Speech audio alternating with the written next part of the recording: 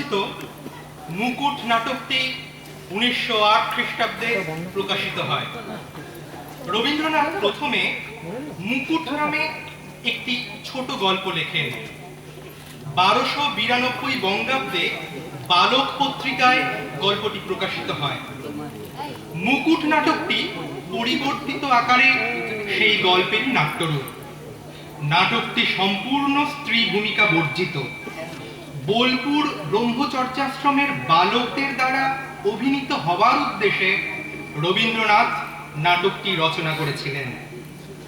ত্রিপুরার মহারাজ অমরমাণিক্যের কনিষ্ঠ পুত্র রাজধরের দুষ্টবুদ্ধি ও চক্রান্তে আরাকান রাজ কর্তৃক চট্টগ্রাম অধিকার ও যুবরাজ চন্দ্রমাণিক্য এবং মধ্যম রাজকুমার ইন্দ্রকুমারের পরিণতি এই নাটকের মূল বিষয়।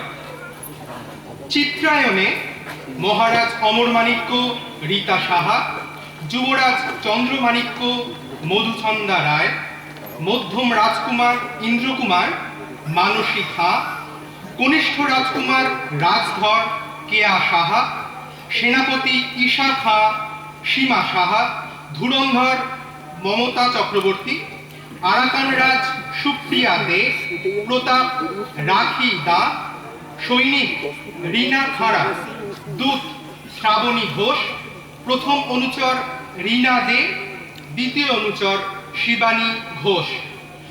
সহকারী নির্দেশনা অশোক সাহা, আবহ সঙ্গীত ও শব্দ সংযোজনা বাপি সিনহা, নির্দেশনায় রমেন রায়। আজকের আমাদের নাটক মুকুট।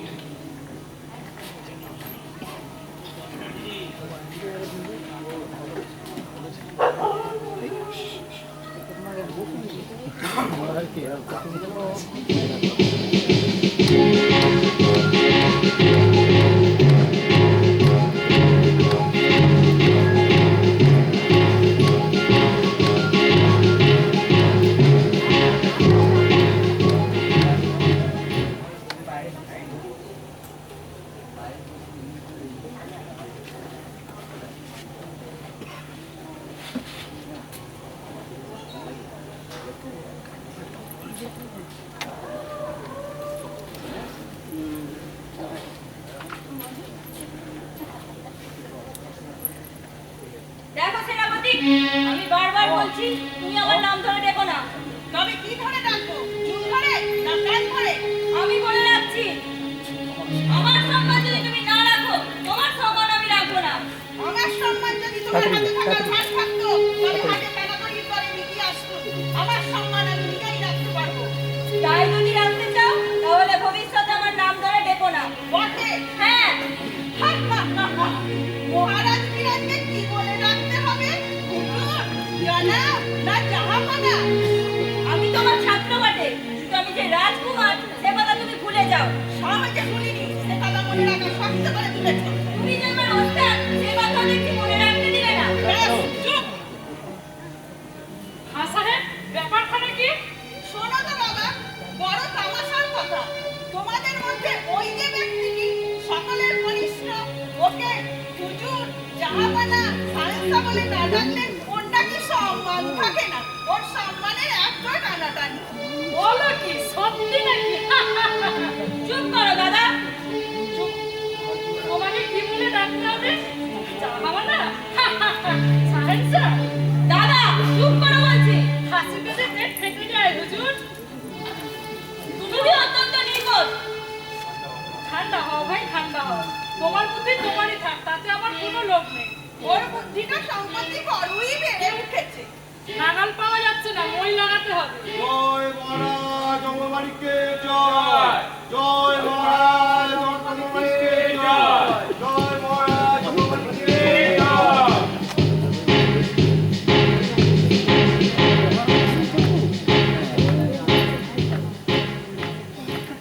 মহারাজের কাছে আমার নালিশ আছে। কি হয়েছে? ঈশা খাঁ পুনঃ নিষেধ সত্ত্বেও আমার অসম্মান করে, এর বিচার করতে হবে। অসম্মান কেউ করে না, অসম্মান তুমি করো। আরো তো রাজপুত্র আছে, তারাও মনে করেন আমি তাদের গুরু, আর তুমিও মনে করো আমি তাদের ছাত্র। সম্মান অসম্মানের কোনো প্রশ্নই ওঠে না।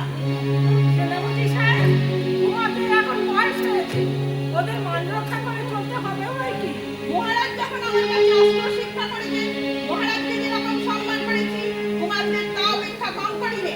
অন্য কুমারদের কথা বলতে চাই না, কিন্তু চুপ করো বৎস, আমি তোমার পিতার সঙ্গে কথা বলছি। মহারাজ, মাফ করবেন, রাজবংশের এই কনিষ্ঠ পুত্রটি বড় হয়ে অস্থির মতো কলম চালাতে পারবে, তলোয়ারের হাতে শোভা পাবে না। মহারাজ, ছেড়ে দেখুন, এরাই রাজপুত্র, রাজনীতি হওয়ার উপরে আছে। রাজদার সারা কি বলছে? তুমি অস্ত্র শিক্ষার উপরে সন্তুষ্ট হতে পারোনি? এ আমার ভাগ্যের দোষ, অস্ত্র শিক্ষার দোষ নয়। মহারাজ নিজে আমাদের ধনুর্বিদ্যার পরীক্ষা গ্রহণ করুন, এই আমার প্রার্থনা। আচ্ছা, কাল আমাদের অবসর আছে, কাল পরীক্ষা হবে। তোমাদের মধ্যে যে জিতবে, তাকে আমার এই হীরমালাটা তলোয়ার পুরস্কার দেব। সাবাস রাজদাস, সাবাস। আজ তুমি ক্ষত্রিয় সন্তানের মতো কথা বলেছো। অস্ত্র পরীক্ষায় যদি তুমি হারো, তাতেও তোমার গৌরব নষ্ট হবে না। মাতৃত্ব আল্লাহর ইচ্ছা, কিন্তু ক্ষত্রিয়ের মনে স্পর্ধা থাকা যায়। রাজ সেনাপতি, তোমার বাহবা অন্য রাজকুমারদের জন্য জমা থাক। এতদিন তা না পেয়েও যদি চলে গিয়ে থাকে, তবে আজও আমার কাজ নেই।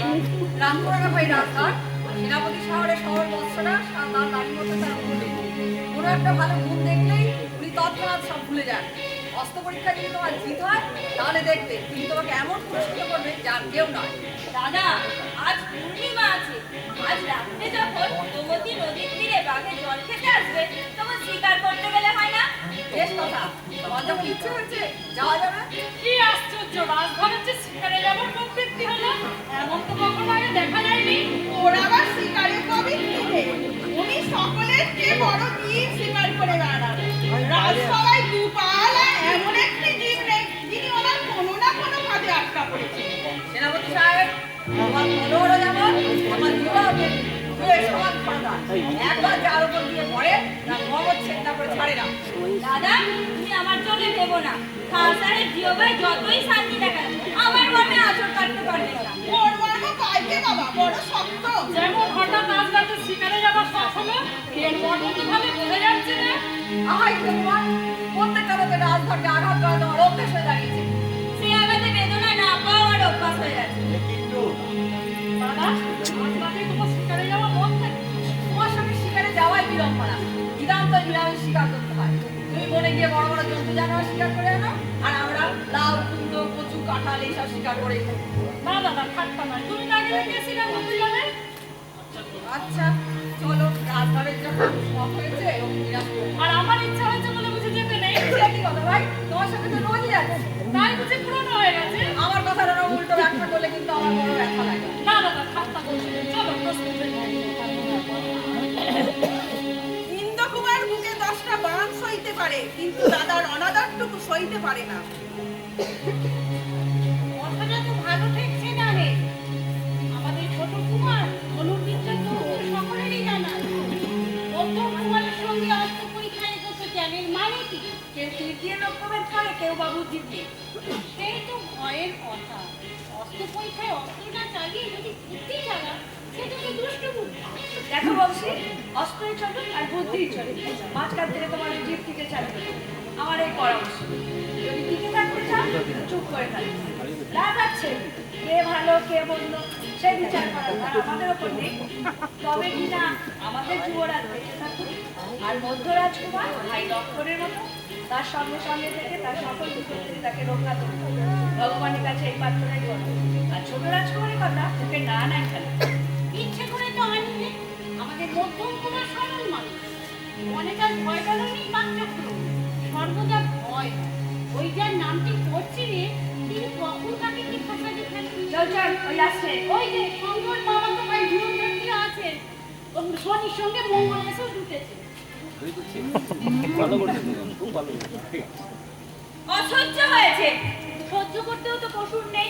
ইন্দ্রকুমারের সঙ্গে তো প্রায় জন্মবোধই এরকম চলছে, কিন্তু অসহ্য হয়েছে এমন তো লক্ষণ দেখিনি। লক্ষণ দেখিয়ে লাভ হবে কি?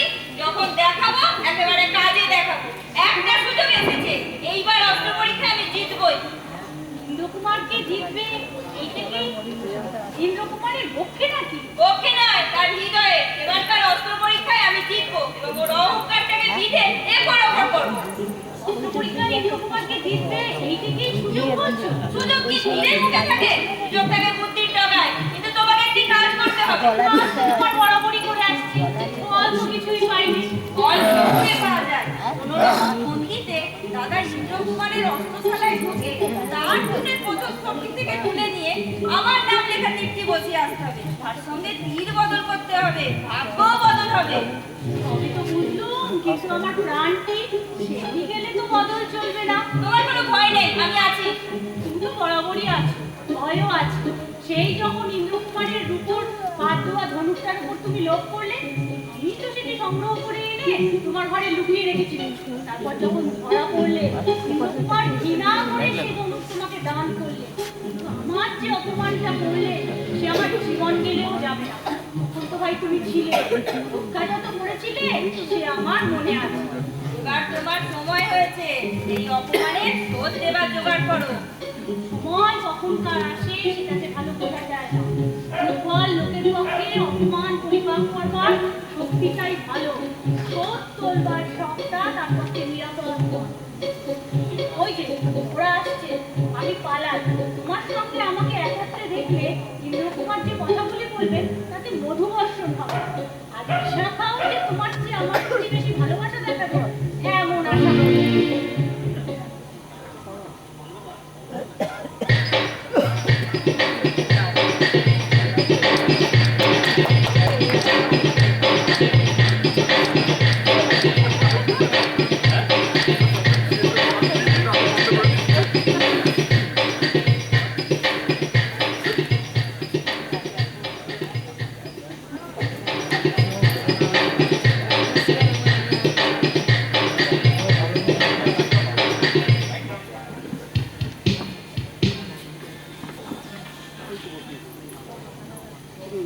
কি হে প্রতাপ, ব্যাপারখানা কি? হঠাৎ যে আমার অস্ত্রশালার দ্বারা ডাক পড়লো। মধ্যম পৌরাণিক আপনাকে খবর দিতে বললেন আপনার অস্ত্রশালার মধ্যে একটি জ্যান্ত অস্ত্র ঢুকেছে। সেটি বায়ু অস্ত্র না নাগরাস্ত্র কি সেটা সন্ধান নেওয়া। বলো কি প্রতাপ, কলিযুগে এমন ঘটে নাকি? আজ্ঞে কুমার, কলিযুগেই ঘটে, সত্য যুগে নয়। দরজাটা খুললেই বুঝতে পারবেন। তাই তো বটে, পায়ের শব্দ শুনি যে।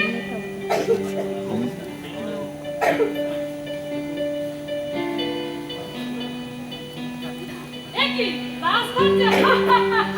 তোমাকে কেউ অস্ত্র বলে ভুল করেছিল নাকি? মেজ বৌরানী তামাশা করে আমাকে এখানে বন্ধ করে রেখেছে। এই ঘরটা তো সহজ তামাশার ঘর না। এখানকার তামাশা যে ভয়ঙ্কর ধারালো তামাশা, তা এখন এখানে তোমার আগমন হলো যে? আজ রাত্রে শিকারে যাবো বলে অস্ত্র খুঁজতে গিয়ে দেখলো আমার সমস্ত অস্ত্রতে মরচে পড়ে রয়েছে। তাই কালকের অস্ত্র পরীক্ষার জন্য সেগুলো সমস্তই সাফ করতে দিয়েছি। তাই মেজ বৌরানীর কাছে এসেছিল তোমার কিছু অস্ত্র ধার নেবার জন্য। তাই তিনি বুঝি সমস্ত অস্ত্রশালা শুধু তুমি ধার দিয়ে বসে আছেন। তা বেরিয়ে এলে কেন? ঢুকে পড়ো, ধারে মেয়া পড়িয়েছে নাকি? আসো আসো আসো, এ তামাশায় আমিও হাসবো। তো এখন নয়, চলুন দাদা, আজ আর শিকারে যাচ্ছি না। ছোট রাজকুমারকে নিয়ে আপনাদের এই সমস্ত ঠাট্টা আমার ভালো বোধ হয় না। ঠাট্টা নিয়ে ভয় কিসের? উনিও ঠাট্টা করুন না। ঠাট্টা করা সহজ হবে না।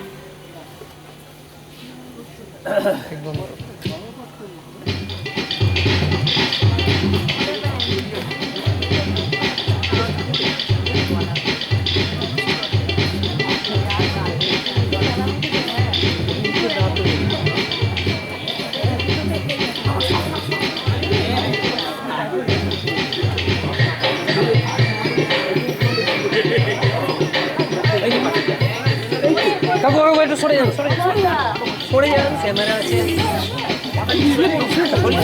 ঘুরি ঘুরি ঘুরি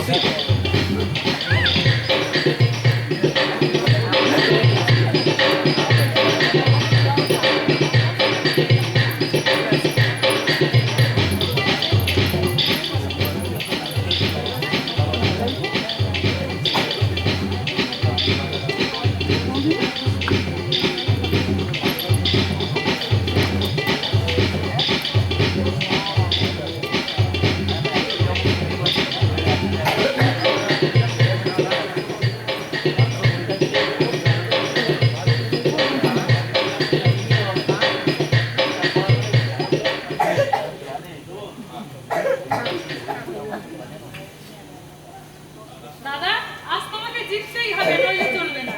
চলবে না তো কি? আমার তীর যদি লক্ষ্যভ্রষ্ট হয় তাহলে জগৎ সংসার যেমন চলছিল ঠিক তেমনিই চলবে। আর যদি বা নাও চলে তাহলেও আমার জেতবার কোনো সম্ভাবনা নেই। দাদা, তুমি যদি হারো তবে আমি ইচ্ছাপূর্বক লক্ষ্যভ্রষ্ট হব। ঠিক ছেলে মানুষ করে না, ওস্তাদের নাম রাখতে হবে। যুবরাজ, সময় হয়েছে, ধনুক গ্রহণ করো।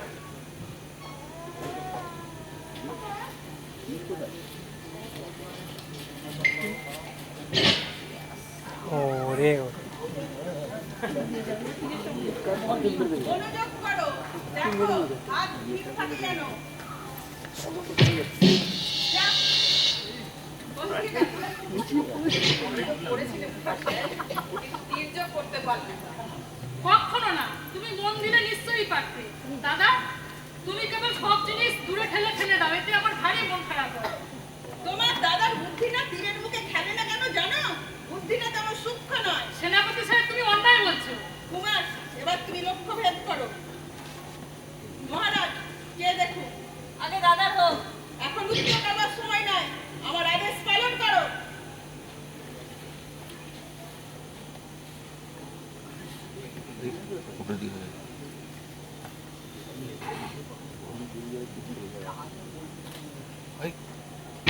যা। তোমার তীরও তোমার দাদার তীরেরই অনুসরণ করেছে, লক্ষ্যের মধ্যে লক্ষ্যও করতে পারিনি। না ভাই, তোমার তীর অনেকটা নিকট দিয়েই গিয়েছিল, আর একটু বলেই লক্ষ্যবিদ্ধ করতে পারতো। লক্ষ্যবিদ্ধ তো হয়েছে, দূর থেকে তোমরা স্পষ্ট দেখতে পাচ্ছ না। ওই যে বিদ্ধ হয়েছে। না রাজধর, তোমার দৃষ্টির ভ্রম হয়েছে, লক্ষ্যবিদ্ধ হয়নি। আমার ধনুর্বিদ্যার প্রতি তোমাদের কোনো বিশ্বাস নেই বলি তোমরা দেখেও দেখতে পাচ্ছ না। আচ্ছা, কাছে গেলেই প্রমাণ হবে।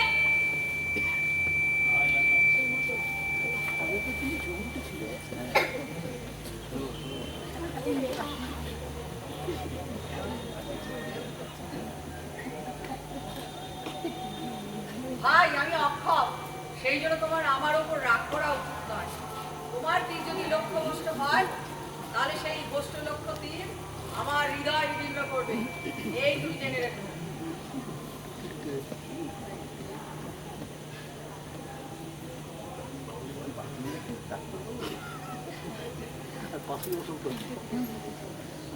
লক্ষ্যবলের জয়।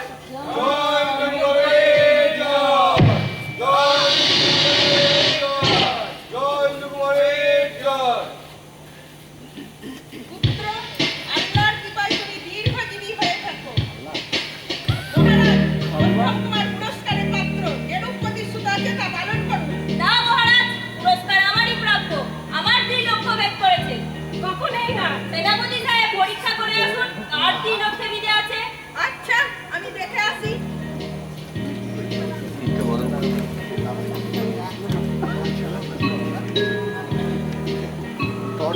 বাবা, আমি বুড়ো মানুষ, চোখে তো ভুল দেখছি নে। এই তীরের ফলায় কেন রাজধরের নাম লেখা আছে? রাজধরের নাম? দেখি দেখি। তাই তো, একসাথে আমাদের সকলেরই ভুল হলো। আজ নয় মহারাজ, আমার প্রতি বরাবরই ভুল হয়ে আসছে। কিছু বোঝা যাচ্ছে না। আমি বুঝেছি। মহারাজ, আজ বিচার করুন। বিচার? তুমি বিচার চাও? তাহলে তো মুখে চুনকালি পড়বে। বংশের লজ্জা প্রকাশ করবো না, অন্তর্যামী তোমার বিচার করবে। কি হয়েছে বাবা? এর মধ্যে একটা রহস্য আছে।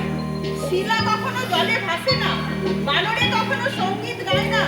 বাবা ইন্দ্রকুমার, ঠিক করে বলো তো, তুমি বদল হয়নি তো? কখনো না, পরীক্ষা করে দেখো। তাই তো দেখছি, তুমি তো ঠিকই আছে। বাবা ইন্দ্রকুমার, সত্য করে বলো তো, তোমার অস্ত্রশালায় কেউ কি প্রবেশ করেছিল? সে কোনো প্রয়োজন নেই সাহেব। সত্য করে বলো বাবা, তুমি নিশ্চয়ই জানো তোমার অস্ত্রশালায় ঢুকে কেউ তোমার সঙ্গে বীর বদল করেছে। চুপ করো সাহেব, ও কথা থাক। তাহলে তুমি হার মানছো? হ্যাঁ, আমি হার মানছি। সাবাস বাবা সাবাস, তুমি রাজার ছেলে বটে। মহারাজ, কোথাও একটা কিছু অন্যায় হয়ে গেছে, সে কথা প্রকাশ হচ্ছে না।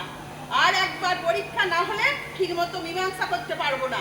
খাঁ সাহেব, অন্যায় আর কিছু নয়, আমার জেতাই অন্যায় হয়েছে। কিন্তু তাই বলে আমি আবার পরীক্ষার প্রমাণ সহ্য করতে পারবো না। আমার জিত হওয়া যদি অন্যায় হয়ে থাকে তো সে অন্যায় সহজ প্রতিকার আছে। আমি এ পুরস্কার চাইনি, এ পুরস্কার মধ্যম কুমার ইন্দ্রকুমারকে দেয়া হোক। সে কথা আমি বলতে পারিনি। তীরে যখন তোমার নাম লেখা আছে তখন এই তলোয়ার তোমারই সম্মান। এই তুমি নাও। পুরস্কার আমি শিরোধার্য করে নিচ্ছি, কিন্তু আমার এই পুরস্কারে কারো মন যখন প্রসন্ন হচ্ছে না, এই তলোয়ার আমি দাদা ইন্দ্রকুমারকেই দিলুম। ঠিক, তোমার হাত থেকে পুরস্কার অপমান গ্রহণ করবে কে? কি মহারাজের দত্ত তলোয়ার মাটিতে ফেলে দিতে তুমি সাহস করো? এই অপরাধের সমুচিত শাস্তি হওয়া উচিত। বৃদ্ধ আমাকে স্পর্শ করো না। পুত্র, দেখি পুত্র, তুমি আজ আত্মবিস্মৃত হয়েছো। সেনাপতি সাহেব, আমাকে ক্ষমা করো, আমি যথার্থই আত্মবিস্মৃত হয়েছি, আমাকে শাস্তি দাও। ক্ষান্ত হও ভাই, ঘরে ফিরে চলো। পিতা, আমাকে মার্জনা করুন, আজ আমার সকল রকমের হার হয়েছে। মহারাজের কাছে আমার একটি নিবেদন আছে। খেলার পরীক্ষা তো ছুটেছে, এবার কাজের পরীক্ষা হোক। সেই পরীক্ষায় যা দেখা যাবে আপনার কোন পুত্র পুরস্কার আসতে পারে। কোন কাজের কথা বলছো সেনাপতি? আরাকান রাজের সেই মহারাজের যুদ্ধের ময়দান আছে, সৈন্য প্রস্তুত আছে, সেই যুদ্ধে কুমারদের পাঠানো হোক। ভালো কথাই বলেছো সেনাপতি। খবর পেয়েছি আরাকানের রাজা চট্টগ্রাম সীমানার কাছে এসেছে। বারবার শিক্ষা দিয়েছে, মূর্খের শিক্ষা তো শেষ হয় না। তোমরাদের পাঠশালায় না পাঠালে গতি নেই। কি বলো বৎসগণ? আমাদের সেই চিরশত্রুর সঙ্গে লড়াই যাত্রা করে খাদ্যচার্যে জন্মগ্রহণ করতে রাজি আছে কি? রাজি, তারাও যাবে। আমিও যাবো না, মনে করছো নাকি? তবে ইশাকা, তুমি সৈন্যাধ্যক্ষ হয়ে এদের সকলকে শত্রু বিজয় নিয়ে যাও। বিপরীশ্বরী তোমাদের সহায় হোক।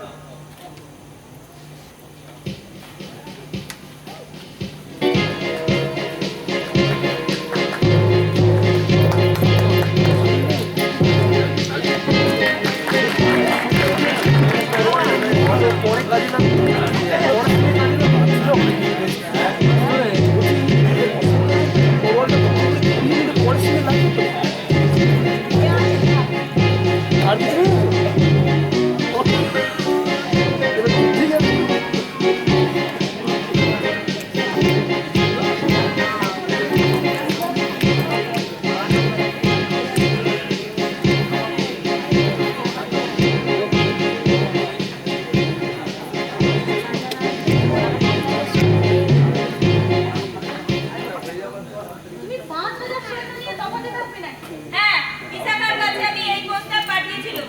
কিন্তু আমি জানি, আমি তখন সেখানে উপস্থিত ছিল, তাই নিয়ে অনেক কথাবার্তা হয়ে গেল। কিরকম? প্রথমেই তো ইন্দ্রকুমার অট্টহাস্য করেছিলেন।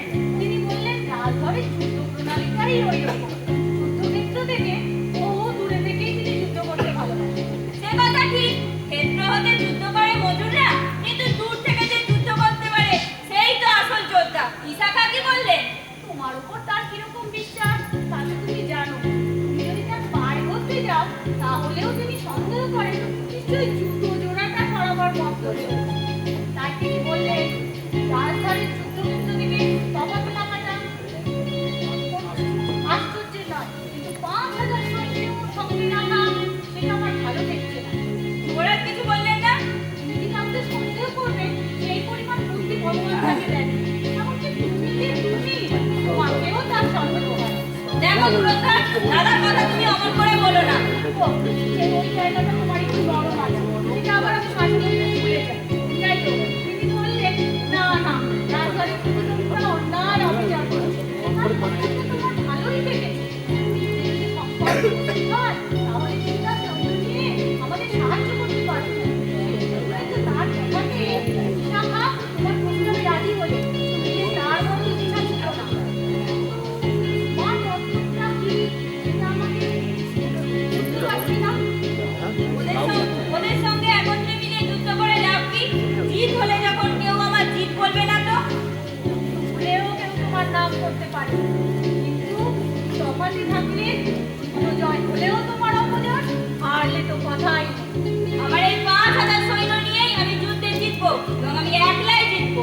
রাজকুমার, কিরে, যুদ্ধের খবর কি? আপনি লড়াই তো সমস্ত দিন ধরেই চলেছে, কিন্তু এ পর্যন্ত এরা শত্রুদের মুখ ভেদ করতে পারে। সূর্য অস্ত যাওয়ার আর তো বেশি দেরি নেই, অন্ধকার হয়ে নেই। বোধহয় যুদ্ধ আজকের মতো বন্ধ রাখতে হবে। যুবরাজ আমাকে পাঠিয়ে দিয়েছেন, সেও তাই যুদ্ধ করতে পারে। আপনার সেখানে সৈন্যদের থাকার যুবরাজের আদেশ কি? যুদ্ধ সৈন্যের সংখ্যা আমরা যেরকম অনুমান করেছিলাম তার চেয়ে অনেক বেশি দেখা যায়। যুদ্ধ খুব কঠিন হয়েছে। ইন্দ্রকুমার তার অশ্বারোহী দল নিয়ে শত্রু সৈন্যের উত্তর দিকে আক্রমণ করেছিলেন। আর কিছুক্ষণ পরে হয়তো তিনি সেদিক থেকে শত্রু সৈন্যদের একেবারে নদীর কিনারা পর্যন্ত করতে আসলেন। সত্যি নাকি?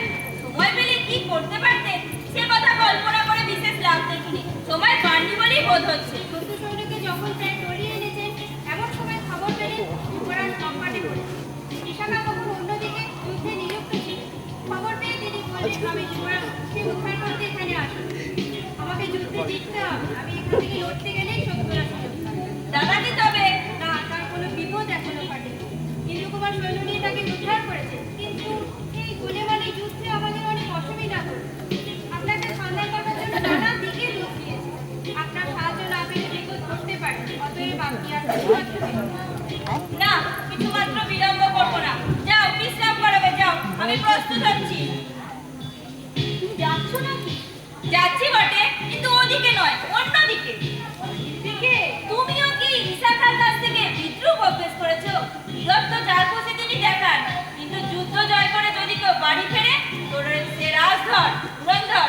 যাও তুমি দেখো গে, আমার শিবিরে কোথাও যেন কেউ আগুন না জ্বালে, প্রদীপও যেন না জ্বলতে পারে। ঠিক আছে, আমি সকলকে সতর্ক করে দিচ্ছি। কিন্তু কি তোমার অভিপ্রায় আমাকে খুলেই বলো না। তুমি যদি আমাকে আর আমি যদি তোমাকে সন্দেহ করি তাহলে তো আমাদের দুটির পৃথিবীতে ভর দেওয়ার কোনো জায়গা থাকবে না। আজ আজ আজ রাতের অন্ধকারে আমি গোপনে নদী পার হয়ে যাব। হঠাৎ আরাকান রাজের শিবিরে উপস্থিত হয়ে তাকে বন্দী করতে হবে। এখানে পার হতে হয়, ঘাট তো নেই। পথ ঘাট আমি সমস্তই সন্ধান করে ঠিক করে রেখেছি। সূর্য তো অস্ত গেল, আজ আড়াই প্রহর রাত্রে চাঁদ উঠবে। এর পূর্বেই কাজ শেষ করতে হবে। অতএব আর বড় বেশি দেরি নেই। তুমি যাও, প্রস্তুত হও গে, দেখো গে, আরেকটি কাজ শেষ করো। যুবরাজের দুধ যেন ফিরে যেতে না পারে, তাকে বন্দি করে রেখো। হেড অফ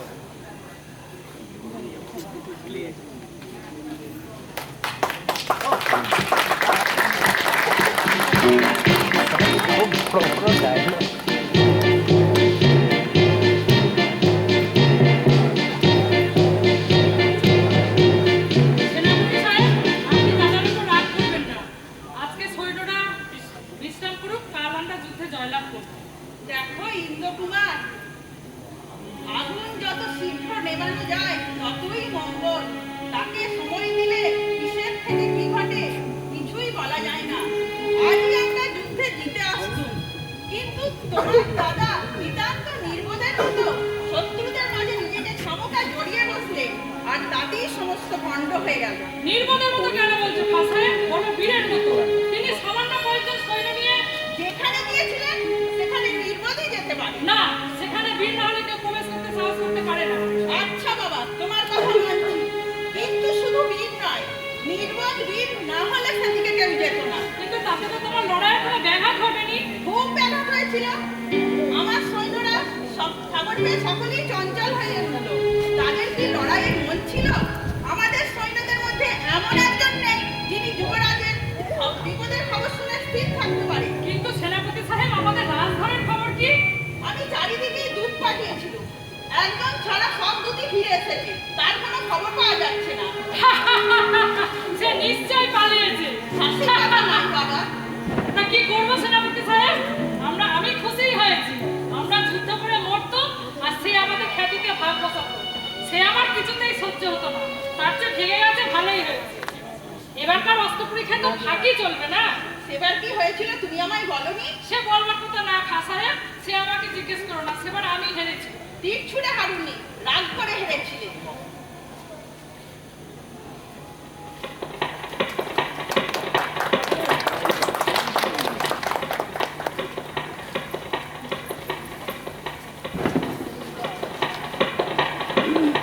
ওরা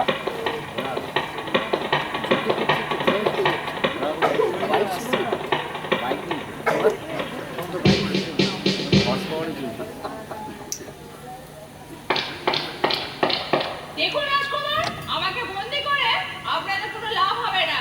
কেন লাভ নেই রাজন? এই যুদ্ধের মধ্যে আপনাকে লাভ করাই তো সবচেয়ে বড় লাভ।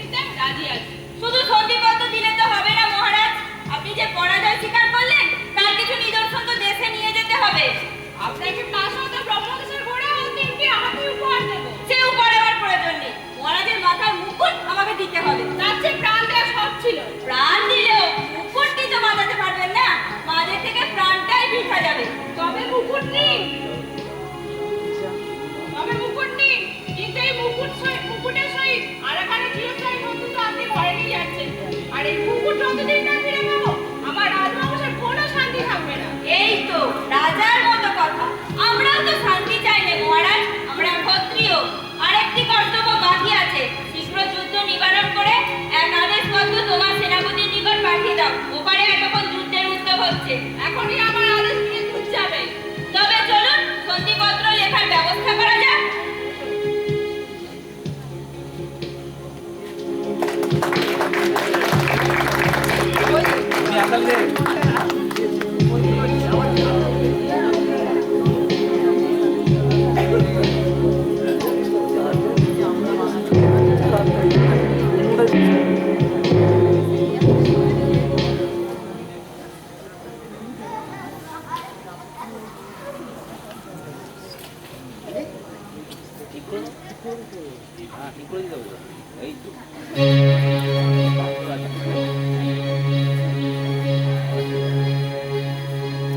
আজকে যুদ্ধের গতিটাই ভালো বোঝা যাচ্ছে।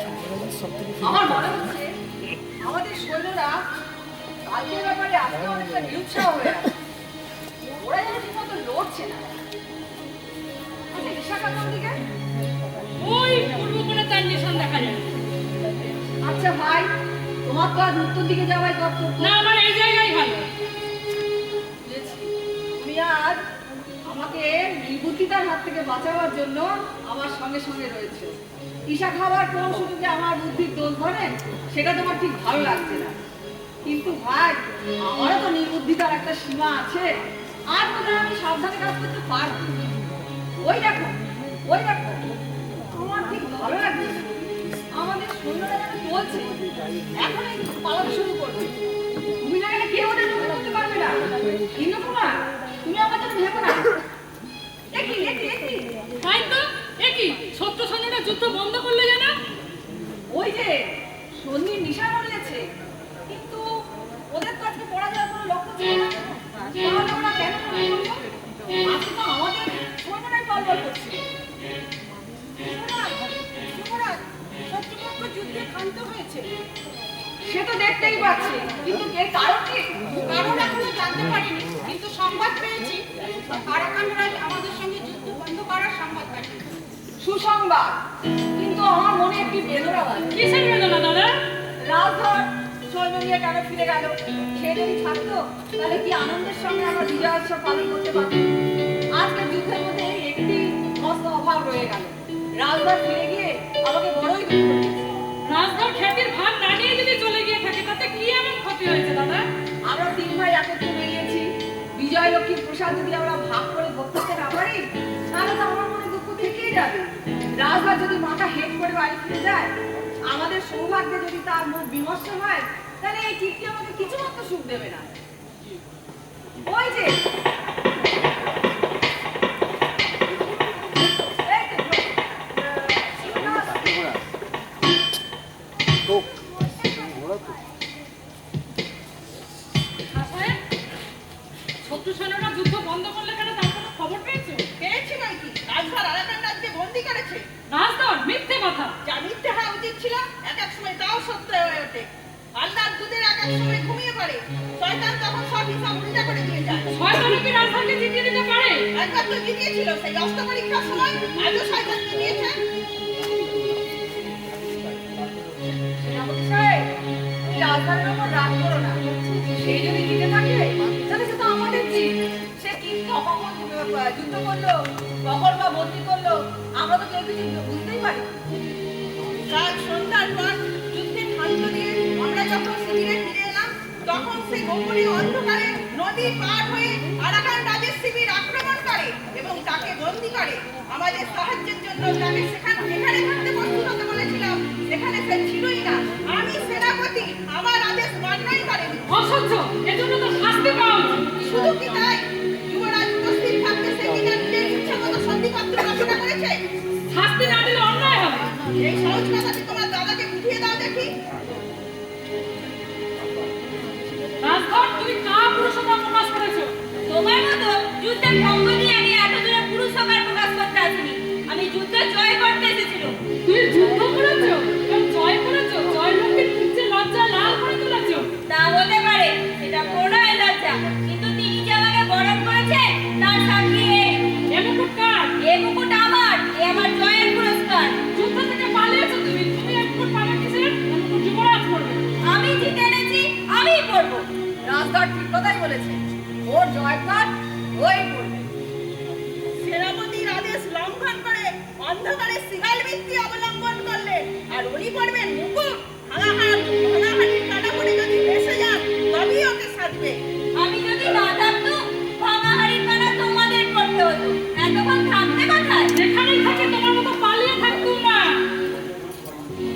অন্যায় বলছো ভাই ইন্দুকুমার। রাজভার যদি না থাকতো তাহলে আমাদের খুব বিপদ হতো। কিচ্ছু বিপদ হতো না। রাজভার সৈন্য লুকিয়ে রেখে আমাদের বিপদে ফেলবার চেষ্টা করেছিল। রাজভার না থাকলে আমি যুদ্ধ করে এসেছিলাম। রাজভার চুরি করে এনেছে। বাবা, তোমার কি করবো? তুমি নিজে করো। রাজভার, তুই আজকে জয়লাভ করেছিস। তুই যদি না থাকতে তাহলে এই অল্প সৈন্য নিয়ে আমাদের বেশি বিপদ হতো তা বলা যায় না। এবং আমি তোমাকে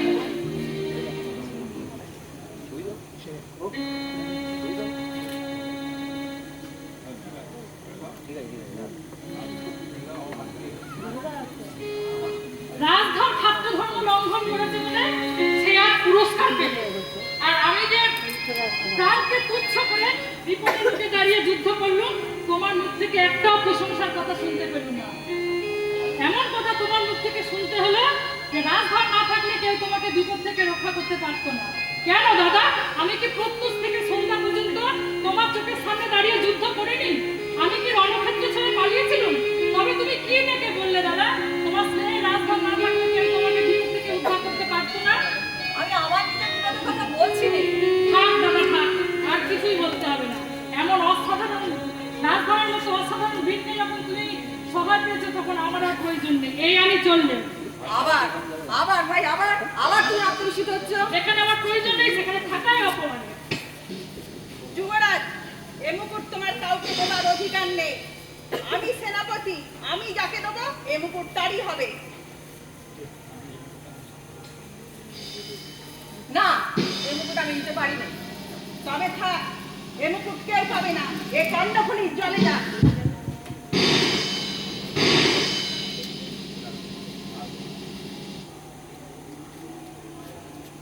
রাজভার যুদ্ধের নিয়ম লঙ্ঘন করেছেন, উনি শাস্তির যোগ্য। দাদা, তুমি সাক্ষী রইলে, এ আমি ভুলবো না। এটাই কি মনে রাখার মতো কথা? মুকুটটি যদি জলে গিয়ে থাকে তার সঙ্গে ওর সমস্ত লাঞ্ছনাও জলে যায়। তোমারও যা কিছু বলবার হলো, আমাদেরও যা কিছু বলবার ভুলে যায়। দেখি আবার ইন্দ্রকুমার রাগ করে আমাদের ছেড়ে চলে গেল।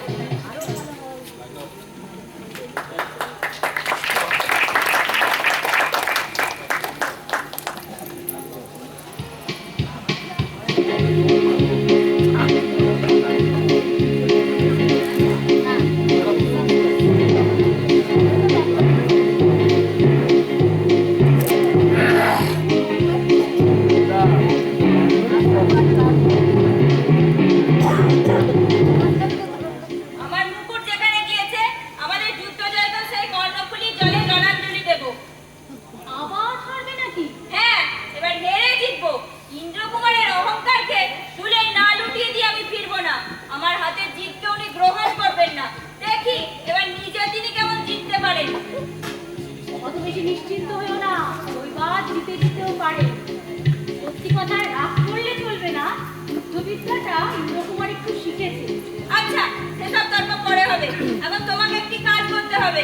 আরাকানদার সৈন্য নিয়ে কাল প্রান্তেই যাত্রা করবে।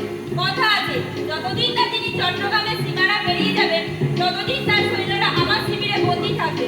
তিনি শিবির চলবার পূর্বে আজ রাতে গোপনে তুমি তার কাছে আমার এই চিঠিখানা নিয়ে যাবে। চিঠিতে কি আছে সেটা তো আমার জানা ভালো। কেননা যদি দুটো একটা কথা বলবার দরকার হয় তাহলে বলে কাজটা মিটিয়ে আসতে পারবো। আমি লিখেছি আমি অপমানিত হয়েছি, তাই আমার ভাইদের কাছ থেকে আমি অবসর নিলাম। আমার 5000 সৈন্য নিয়ে আমি ফিরিয়ে ফেরবার ছলে দূরে চলে যাব। ইন্দ্রকুমারও দাদার উপর অভিমান করে চলে গেছে। সৈন্য যুদ্ধ শেষ হয়ে গেছে জেনে ফেরবার জন্য প্রস্তুত হচ্ছে। এই অবকাশে যদি আরাকানরা সহসা আক্রমণ করেন তাহলে ত্রিপুরার সৈন্যদের নিশ্চয়ই হার হবে। আর তো হবে, তারপর যুদ্ধ শেষে হায় হায় করে মরবে না তো? আগুন যদি জ্বালাতে হয় তাহলে নিজের ঘরে চালটা সামলে আমাকে সাবধান করে দেওয়ার জন্য আর কারো বুদ্ধির প্রয়োজন হবে না। তুমি যাও, প্রস্তুত হও গে, দেখো গে কেউ যেন জানতে না পারে। আমার সৈন্যরা যদি কোনো মতে সন্দেহ করে তাহলে সমস্তই আবার পণ্ড হবে। আমাকে সাবধান করে দেওয়ার জন্য আর কারো বুদ্ধির প্রয়োজন হবে না, তুমি নিশ্চিন্ত থাকবে।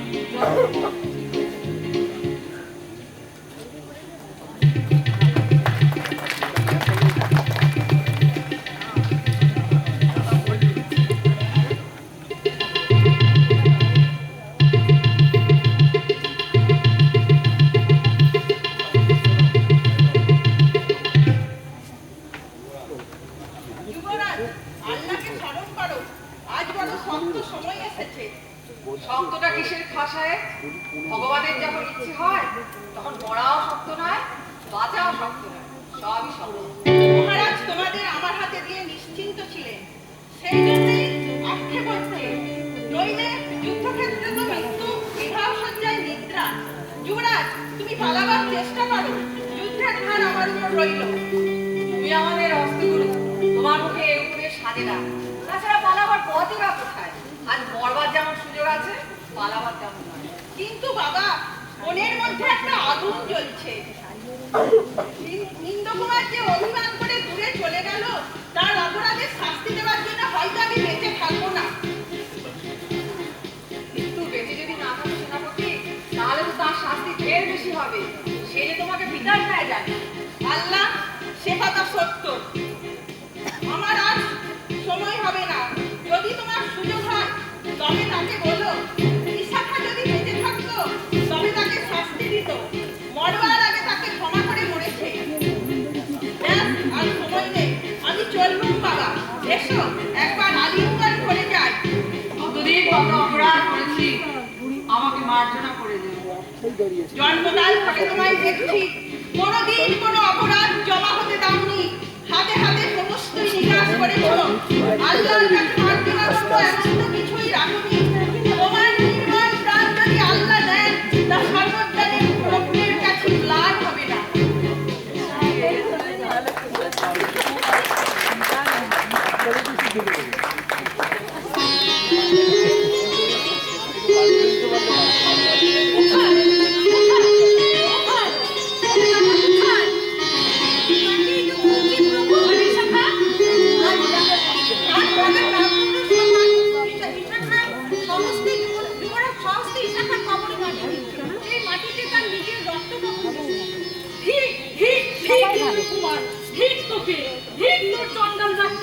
দাদা, এই নরধাম থেকে একবার বাদশাহিতেও সময় দেবে না। দাদা, কেবল ছাড়া দাও, এক মুহূর্ত জোরে ছাড়া দাও।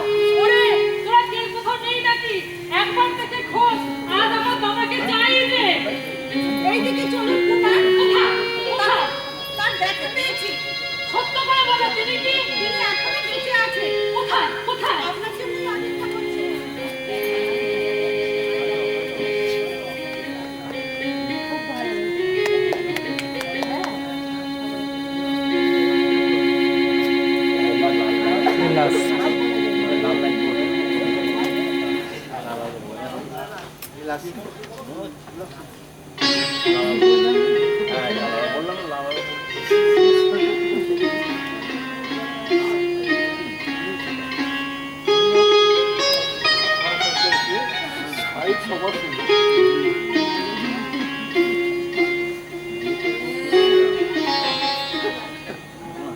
সরিয়ে দে রে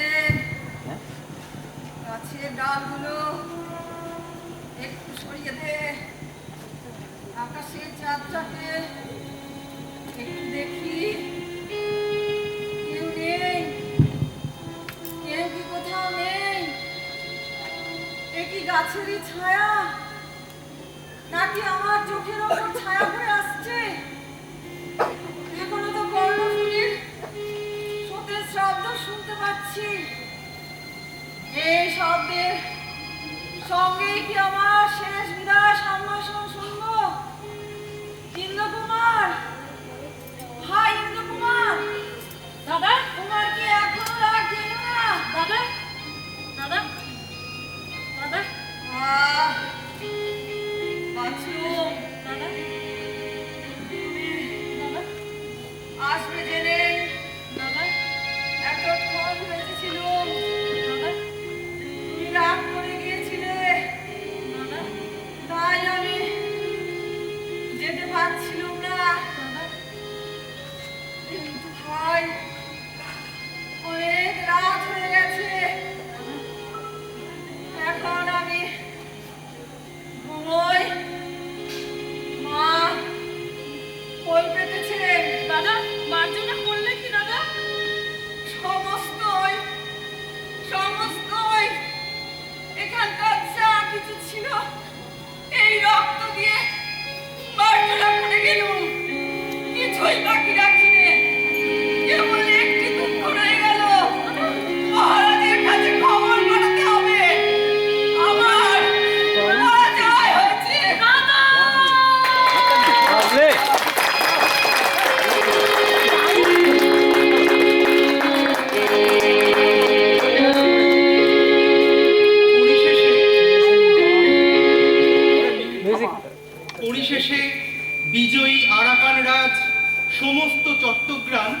ত্রিপুরা রাজের নিকট হইতে কারিয়া লইল এবং ত্রিপুরার রাজধানী উদয়পুর পর্যন্ত লুণ্ঠন করিল। মহারাজ অমরমাণিক্য দেওঘাটে পালাইয়া গিয়া অপমানে আত্মহত্যা করেন। ইন্দ্রকুমারের জীবন ও কলঙ্ক লইয়া দেশে ফিরিতে ইচ্ছা ছিল না, তাই পুনরায় আরাকান রাজের সহিত যুদ্ধ করিয়া প্রাণ উৎসর্গ করেন। আরাকান রাজের বদান্যতায় রাজধর রাজা হইয়া কেবলমাত্র 3 বৎসর রাজত্ব করিয়াছিলেন। পরিশেষে তিনি গোমতীর জলে ডুবিয়া মরেন। ইন্দ্রকুমারের পুত্র কল্যাণমাণিক্য পিতার ন্যায় বীর ছিলেন। রাজধরের মৃত্যুর পর তিনি ত্রিপুরার রাজা হন এবং দীর্ঘকাল